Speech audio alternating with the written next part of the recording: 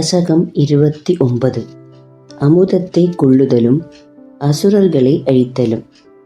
அசுரர்கள் பார்க்கடலினின்றும் வெளிக்கிளம்பிய அமுதத்தை உன் கையினின்றும் பிடுங்கிக் கொண்டு சென்றார்கள்.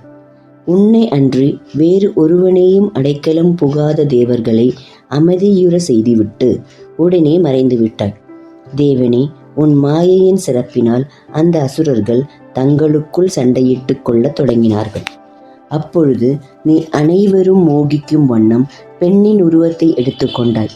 அந்த உருவம் நீல நிறமும் வாலிப பருவமும் உடையதாகவும் மேல் நோக்கி உயர்ந்த மார்புகளினால் சிறிது வளைந்ததாயும் இருந்தது.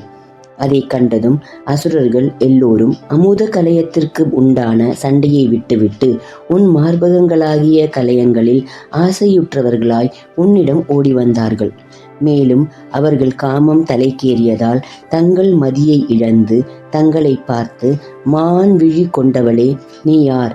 இந்த அமுதத்தை பகிர்ந்து கொடு என்று வேண்டினார்கள். உடனே அவர்களை நோக்கி, அசுரர்களே, நான் வேசி, என்னை எப்படி நம்புகின்றீர்கள் என்று சொல்லி அவர்களை மேலும் உன்மேல் நம்பிக்கையுடையவர்களாக செய்தார். பிறகு அந்த அசுரர்கள் அமுத கலயத்தை மகிழ்ச்சியோடு உன்னிடம் கொடுத்தபோது நீ என் தகாத செயலை பொறுத்து கொள்ள வேண்டும் என்று அவர்களிடம் கூறிக்கொண்டே தேவர்களையும் அசுரர்களையும் தனித்தனி வரிசையில் உட்கார வைத்தார்.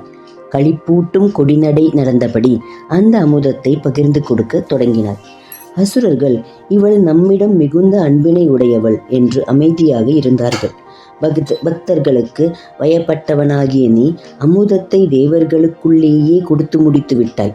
பின் உன் சுயரூபத்தை எடுத்துக்கொண்டு தேவர்கள் வரிசையில் அமர்ந்தபடி அமிர்தத்தை பாதி அளவு குடித்திருந்த ஸ்வர்பானு என்ற அசுரனின் தலையை வெட்டினாய் அல்லவா? நீ உன்னிடமிருந்து அமுத கலயத்தை கைப்பற்றியதற்கு தகுந்த பயனை பகைவர்களான அசுரர்களுக்கு கொடுத்து மறைந்தாய். உடனே அந்த அசுரர்கள் தேவர்களோடு போர் புரிய தொடங்கினார்கள். போர் கடுமையாக வலுத்தபோது தேவர்களின் கூட்டம் பலியின் அசுர மாயினால் மயங்கி விழுந்தது. அச்சமயம் நீ அப்போர்க்களத்தே தோன்றினாய். பிறகு நீ காலநேமியையும் மாலி முதலியவர்களையும் கொன்றாய். பகாசுரன், பலி, ஜம்பன், பலன் முதலியவர்களை இந்திரன் அழித்தான். உலர்ந்தாலும் நனைந்தாலும் கொல்ல முடியாத நமுசியும் கடல் நுரையினால் சம்ஹாரம் செய்யப்பட்டான். பின் நீ நாரதனின் வேண்டுதலுக்கிணங்க போரை நிறுத்தினாய். அசுரர்களை மயக்க நீ எடுத்த மோகினி உருவத்தை பற்றி கேள்வியுற்று சிவபெருமான் அதை காண மிகுந்த ஆவல் கொண்டார். உடனே பூதகணங்களோடும் பார்வதியோடும் உன் இருப்பிடமான வைகுண்டத்திற்கு வந்து உன்னை துதித்து தன் விருப்பத்தை தெரிவித்தார்.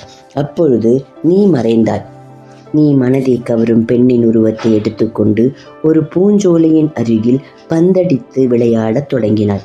அப்பொழுது உன் கண்கள் அங்கும் இங்கும் சுழல ஆடை நழுவியது. அந்த நிலையில் உன்னை மன்மதனின் பகைவனான சிவபெருமான் கண்டு காம விகாரத்தால் உன்னை ஆற தழுவிக்கொண்டான். நீயோ அவன் பிடியினின்றும் நழுவி ஓடலுற்றார். அந்த சிவபெருமானோ உன்னை விடாமல் தொடர்ந்து தன் வீரியத்தை வெளிப்படுத்தினார். அதன்பின் உண்மையை தெளிவாக அறிந்த பின் உன்னால் மேன்மையுற்றவராய் உன் பெருமையை தன் மனைவியாகிய பார்வதியிடம் கூறினார்.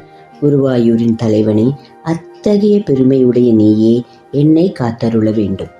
ஹரே ராமா ஹரே ராமா, ராம ராமா ஹரே ஹரே, ஹரே கிருஷ்ணா கிருஷ்ண கிருஷ்ணா ஹரே ஹரே, நாராயண நாராயண நாராயண.